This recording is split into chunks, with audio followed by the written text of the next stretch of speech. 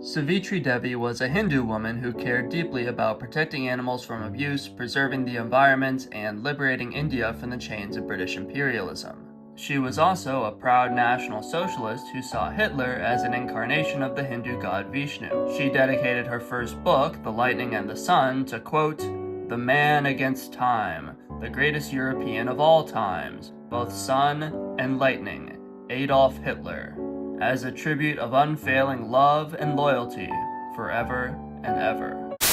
Look, if you've watched any of my videos, you know that I'm very much opposed to the Nazis. I hate nationalism, I hate socialism, and I hate anti-Semitism. That being said, we do have to give the devil his due, and I will admit that the Nazi environmental policies and their animal protection policies were a step in the right direction. It was no secret that Hitler loved animals. I mean, we've all seen the pictures of him with his dog, and in the end, he euthanized his dog so that it wouldn't fall into Soviet hands, because we know what Soviets do to dogs they don't like. It involves torture and slow, painful deaths. It's very gruesome and ugly, and Hitler loved his dog and wanted to save him. As Führer, Hitler passed a number of animal rights and animal protections laws. He made animal cruelty a federal crime. He made it illegal to conduct experiments on animals, except with special permission granted by the government and with using anesthesia. He made it illegal to boil lobsters and crabs alive. He made it illegal to sacrifice animals without anesthesia.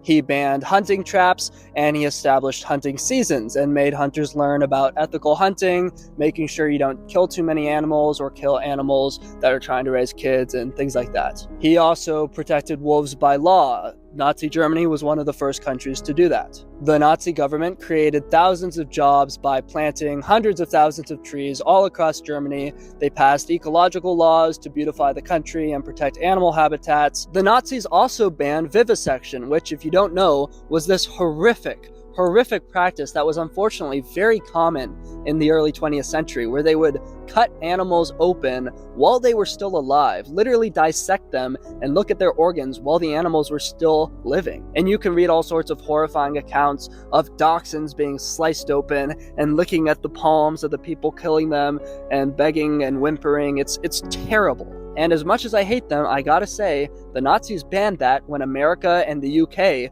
did not.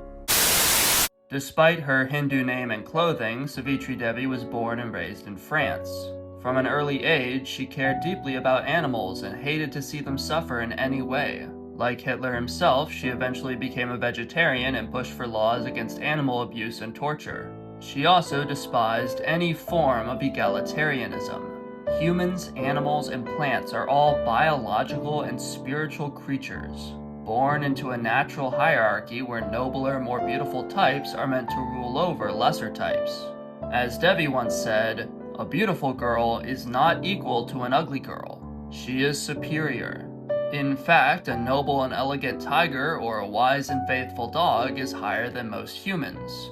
Most humans are ugly, cruel, and useless, vastly inferior to the beauty and grandeur of nature. While the human-centric worldview says we should kill 1,000 animals to save even the stupidest, ugliest human, Savitri Devi says that we should kill 1,000 worthless humans to save one great blue whale. In 1932, Devi sailed to India, searching for the last dying embers of the ancient Aryan Indo-European tradition, which had once ruled all of Europe and Asia but had been destroyed by modern industrial society.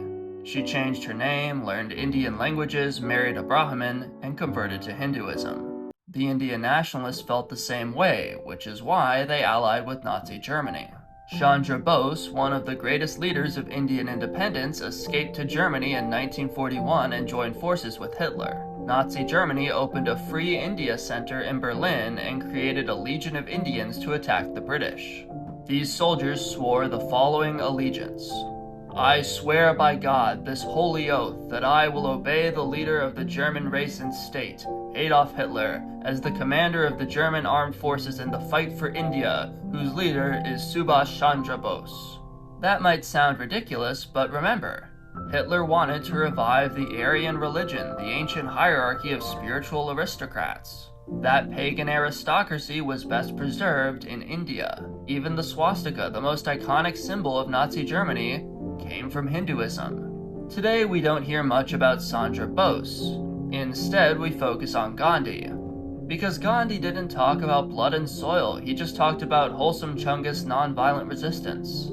In the same way, American historians treat MLK as a holy saint, while Malcolm X, who wanted black people to leave white society and create an independent ethno-state, is swept under the table. But the truth is, even Gandhi wasn't quite as kosher as we like to think.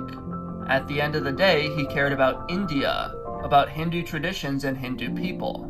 As a young man, he traveled to South Africa to fight for the rights of Indians living there, but he never extended that same altruism to the blacks. In fact, he wrote that white people should be, quote, the predominating race, and said that black people, quote, are very troublesome, very dirty, and live like animals. Gandhi believed that Europeans were the most civilized, Indians were almost as civilized, and Africans were savages. For many decades, that side of India was forgotten. We focused more on anti-racist, anti-colonial, anti-British resistance. But today, Hindu nationalists are in power. The Hindutva movement, which literally means Hinduness, wants India to be a Hindu country, racially and religiously distinct. Prime Minister Modi has launched a systematic attack on secular liberal Western institutions, suppressing NGOs and intellectuals that undermine the traditional Hindu way of life. Buying and selling beef is illegal in most of India, religious freedom be damned. Like all great philosophers, Savitri Devi preferred animals to humans. She viewed the world at a cosmic pantheistic scale where the deep patterns of nature dwarf any individual human lives. She cared about quality, not quantity. In her ideal world, there would only be a few million humans living in small villages surrounded by lush green jungles and forests. She once visited Iceland and spent 2 nights on the slopes of Mount Hekla as it erupted. The original sound of creation is Aum, she wrote. The volcano says every 2 or 3 seconds, Aum, Aum, Aum, and the earth is trembling under your feet all the time. End quote.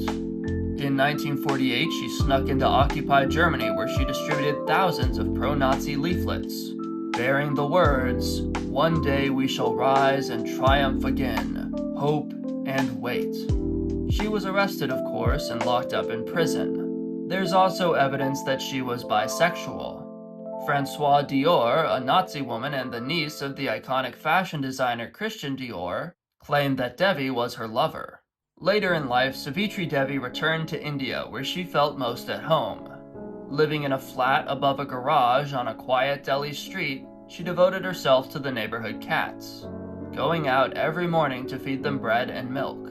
Her magnum opus, The Impeachment of Man, was dedicated to Sobhadaya Gatun, a poor beggar woman who saved many distressed animals and fed them, day after day, for years. The book opens with a quote from Alfred Rosenberg, one of the Nazis executed at Nuremberg. "Thou shalt love God and all living things, animals and plants." End quote.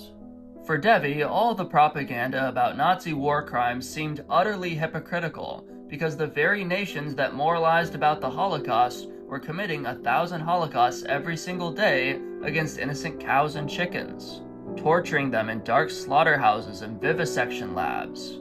For those who don't know, vivisection was a common practice where scientists would cut open animals and dissect their organs while they were still alive, usually without anesthesia.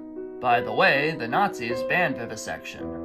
As Devi wrote, a civilization that makes such a ridiculous fuss about alleged war crimes, and tolerates slaughterhouses and vivisection laboratories and circuses and the fur industry, does not deserve to live.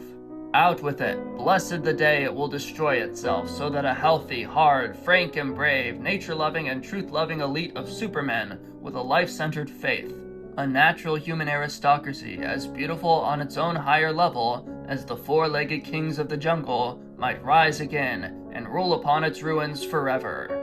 End quote.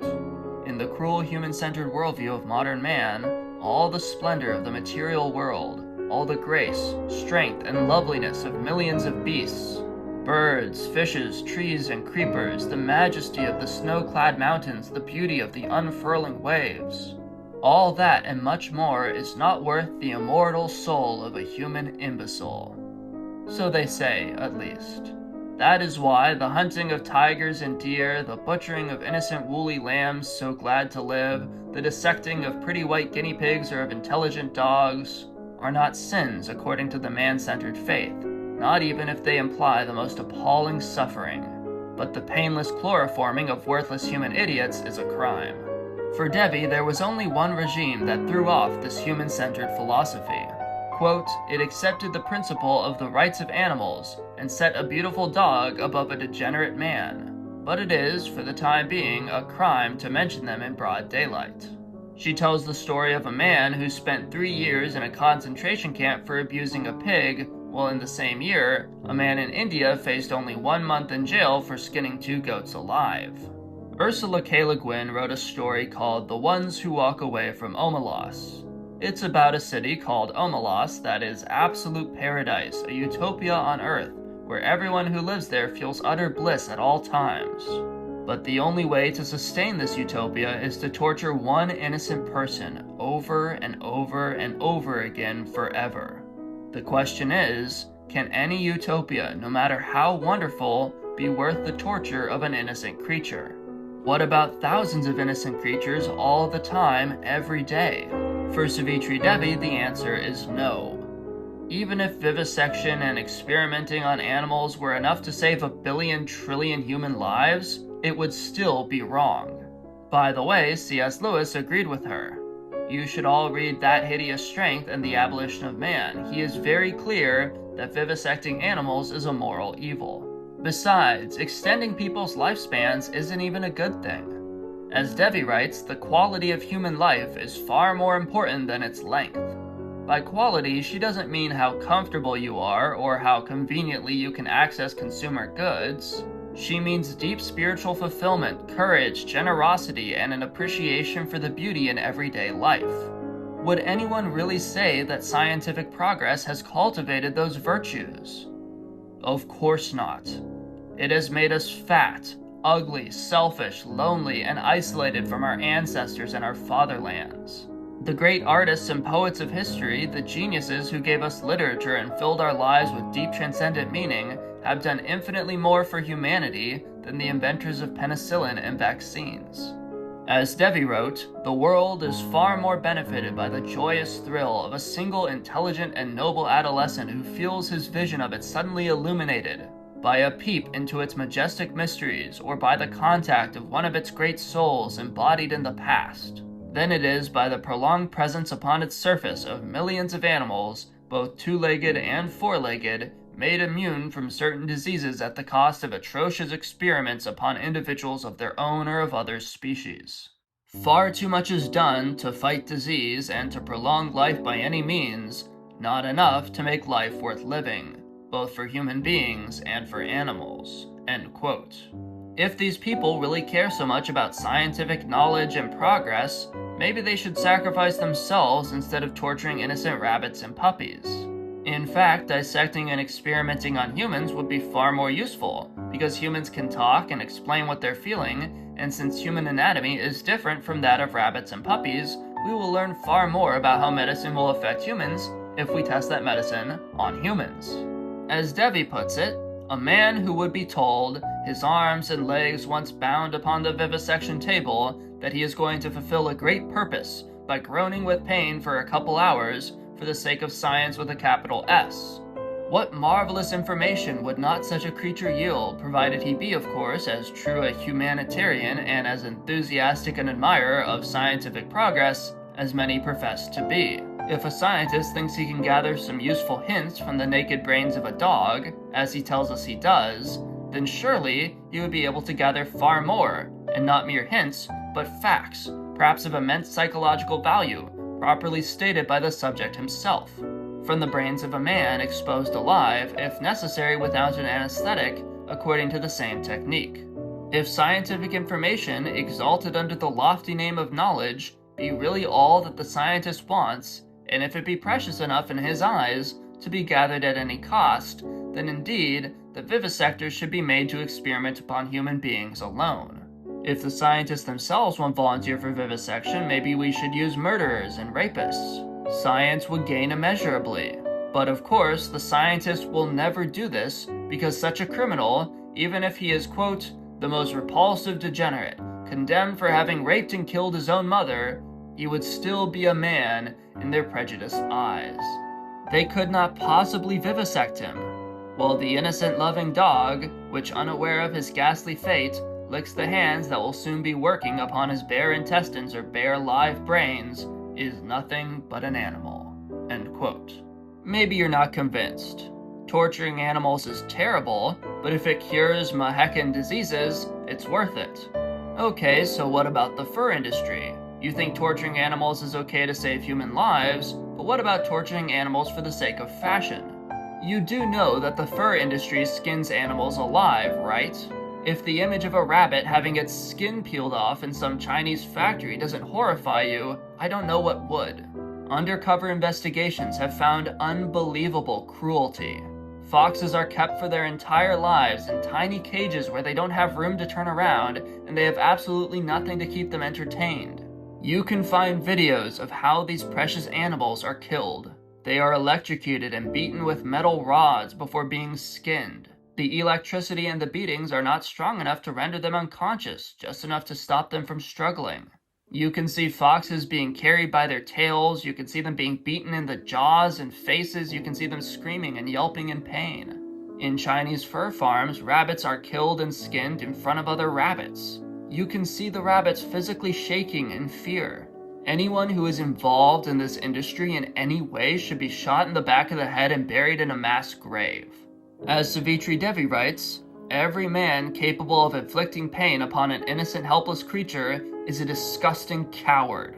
Even setting aside the most obvious and disgusting forms of animal cruelty, far too many animals are treated as objects of ridicule and amusement. Noble, dignified creatures like elephants and tigers are forced to perform silly tricks in circuses. And for what? To amuse crowds of noisy, stupid, fat people? Quote, "It is not love that makes a captive lion allow himself to throw a football or to stand on his hind legs like a pet dog in the midst of the cheers of a vulgar crowd, worthy only of his contempt. It is the fear of the lashing whip or of the red-hot iron bar, the fear of the repetition of physical pain, inflicted time and again in the past by the human bully, weaker than the king of beasts, yet more powerful through cunning and mechanical skill. It is that fear, we say, not love, that makes the lion perform his ridiculous part in a circus show. There's this idea that humans are uniquely valuable, that there's this infinite gap between the highest animal and the lowest human. Matt Walsh once said that he would kill every gorilla on the planet to save one human. Obviously, humans are unique, we use language and build cities and drive cars, but why does that make us better? Take a walk through the slums of Chicago or Detroit. Look at the homeless druggies by the side of the road, screaming and yelling at passerby, covered in their own filth. Would you really kill a snow leopard or a great blue whale or a buffalo to save those pathetic, miserable humans? But Arthur, they're made in the image of God. And? Read the Old Testament. God has no problem massacring tens of thousands of unique human beings made in the image of God if they've fallen into cruelty and wickedness. As Savitri Devi writes, one may doubt, at least in the present state of society, whether all the uncreative idlers of the cafes and fashionable avenues rolled into one are as useful to mankind as a single milk cow, a single beast of burden, or a single watchdog. But our opponents retort that, in spite of all, they are human beings.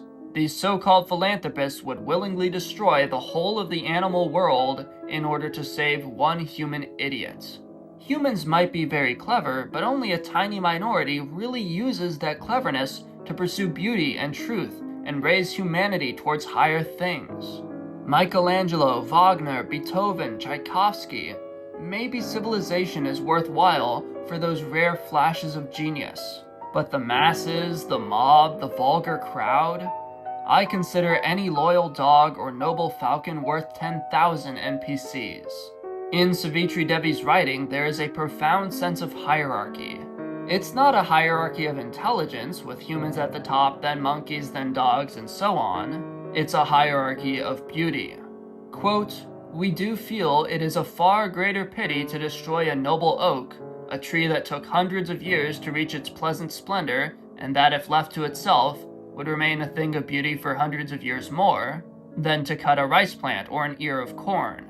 And although we are not in the habit of killing anything if we can help it, we would very certainly destroy a bug or a flea before consenting to see a rose tree be cut down, just as we would give up any number of human dullards rather than consent to the death of an animal embodying the strength and beauty of one of the most lovely or splendid species. Anyone who has picked up a kitten or a puppy or a young bird and felt it live in his hands for a while will understand what we mean, unless he himself be coarser than the coarsest of beasts. A soft, warm, fluffy ball of purring fur that stretches its velvet paws with pleasure, while its two deep greenish-blue eyes express confidence in the friend who is carrying it home. A creature that wags its tail for joy and licks one's hand as soon as it feels one loves it. A tiny feathery body with wings that flutter and a frightened heart that one feels beating between one's fingers. And all the other creatures of the earth, wild or tame, are lovable in themselves, without it being necessary for them to be either reasonable or useful. They are lovable just because they are alive." End quote. We all know this intuitively, but ever since the Industrial Revolution, we have waged a war of total annihilation against nature. One of the saddest tragedies of historic times is surely the gradual disappearance of forests all over the surface of our planet. Ancient India, that India whose better sons composed the Vedic hymns and wrote the Upanishads, was a land of endless luxuriant forests with a comparatively small population. Ancient Greece was, in its mountainous areas at least, and these occupied then, as always, the greatest part of the country, covered with woods, the fragrant abode of divine and semi-divine beings. But as mankind expanded, forest areas decreased in surface or vanished away altogether to make place for cultivated fields and various human industries. The United States of America were a land of forests as late as the middle of the 19th century. There's a saying that in early America, a squirrel could travel from New York to the Mississippi without ever touching the ground, hopping from tree to tree to tree in the endless wild forests of the frontier. Felling trees is bad enough, burning out forests is even worse, for it implies the infliction of the most horrid death not only upon the trees themselves, but also upon the luxuriant living undergrowth, and on numbers of birds and animals caught in the flames. Only try to imagine how many young birds are burnt alive in their nests when a forest is set on fire, how many insects perish, and how many reptiles twist their bodies in cruel agony. How many deer and wolves, foxes and wildcats, or leopards and panthers if in the tropics, rush hither and thither, maddened with fear, surrounded by flames, not knowing where to run until they are burnt to death. But leaving the animals aside, think of the ferns and flowers and creepers, the bushes that grew so happily an hour before in the shadow of the high trees. Think of the trees themselves, their boiling sap bubbling out by 1,000 horrible splits, their leaves, those leaves that drank in the sunshine with sensuous delight, shriveling up in the contortion of death as the trunks burn, upright, desperate living torches unable even to try to run away. Men who can set fire to a forest, or order others to do so, deserve death at the stake. We know the reply. Horrible though it may be, this has to be done, especially in the tropics. There is no way of clearing out space otherwise, and space is needed to build roads and railways. The world would be none the unhappier if a few extra places remained without roads or railways.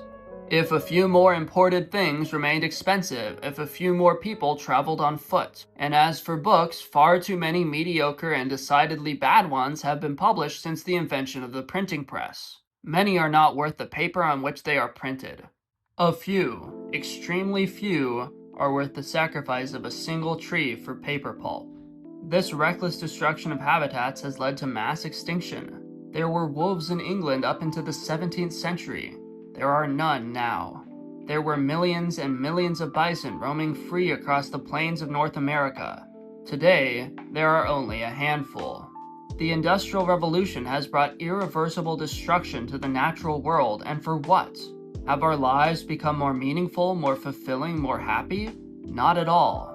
Families and communities are falling apart. Nobody cares about their ancestors. Beautiful art has been replaced with vulgar, mass-produced slop, and suicide rates are higher than ever before. Like all Hindus, and indeed all followers of traditional religions, Devi rejected the idea of progress. History is not an upward slope where technology and freedom raise us higher and higher towards a democratic utopia. History is a cycle in which human civilizations rise and fall forever and ever.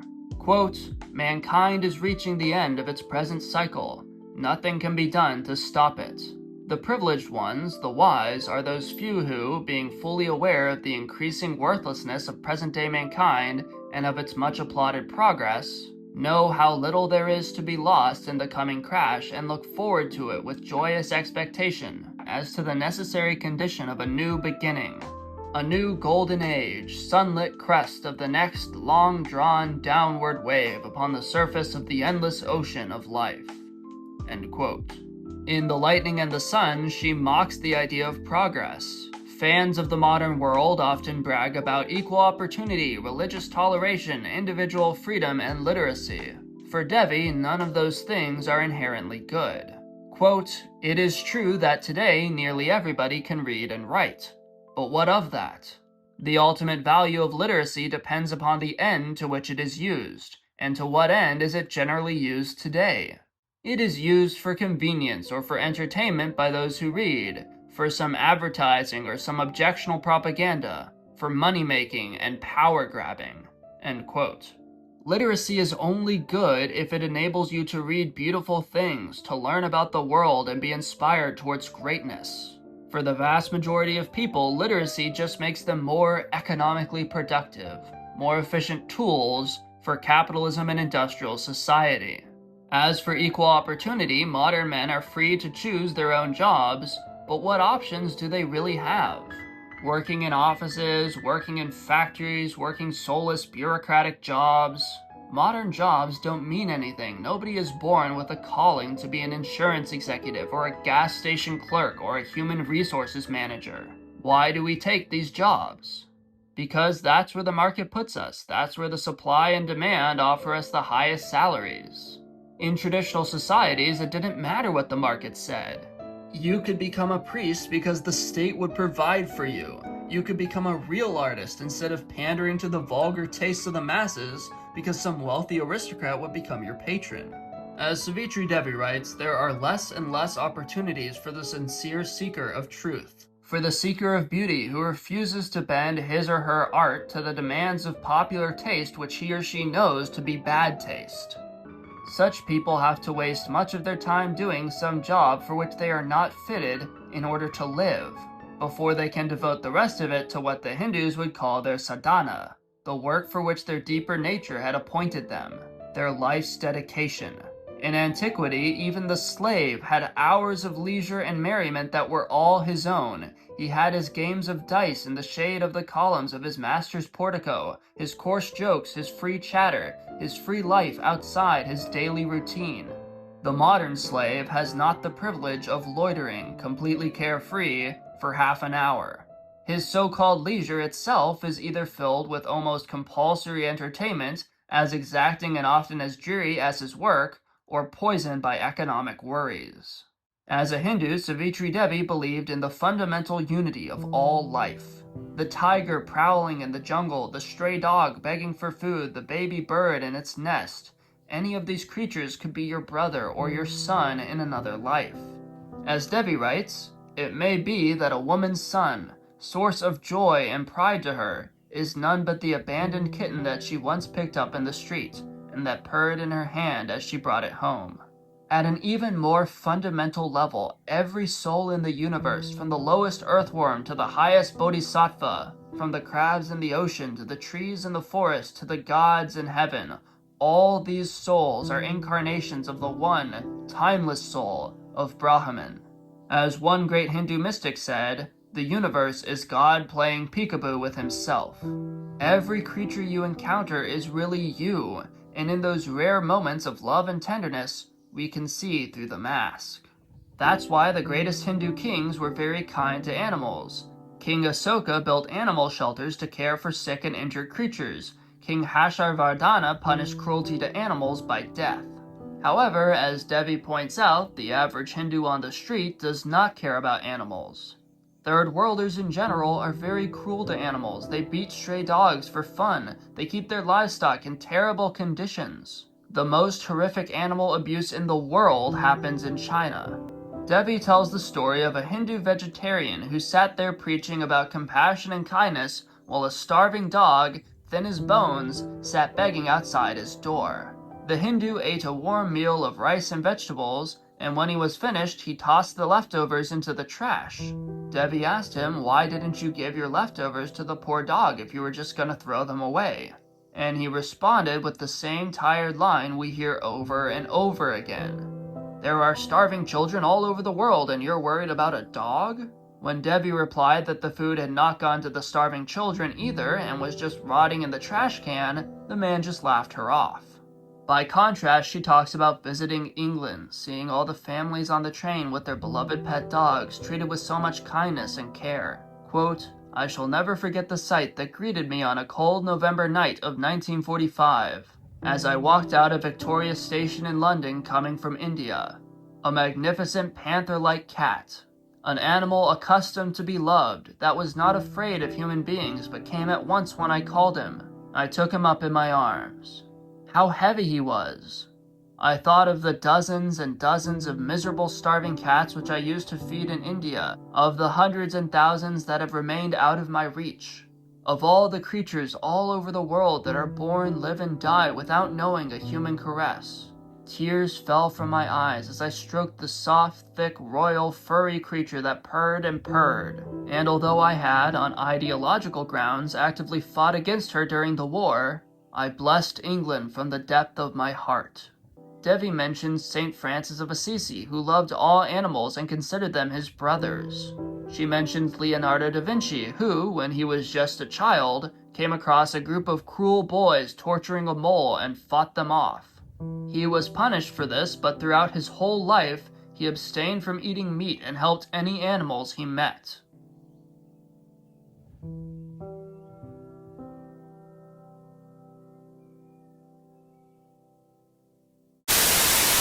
These are exciting times. The channel is growing. People are waking up. The masses are becoming Arthur Greenwood-pilled. But we still have a long way to go. My last channel was demonetized, and they might do the exact same thing to this one. So, if you like what I do and you want to help me out, if you want to help my channel grow, there are 4 things you can do. 1. Leave a comment. Just say anything, literally anything, and that will be a huge help for the algorithm. 2. Send the video to a friend. I know you have some normie friend who needs to hear this. 4, most importantly, consider joining my Patreon. You'll get access to the Arthur Greenwood archive where you can watch my really controversial videos that I can't put on YouTube, including my really old videos from when I was like a democratic Voshite socialist. There's even the hour-long debate I had about anarcho-capitalism. You'll also get to join our members-only Discord server where you can talk with me and the boys about life and politics and history. It's a great time. We have weekly phone calls, and I have genuinely become really good friends with some of the guys in the server. Because we have to stick together, you know? It's rough out there.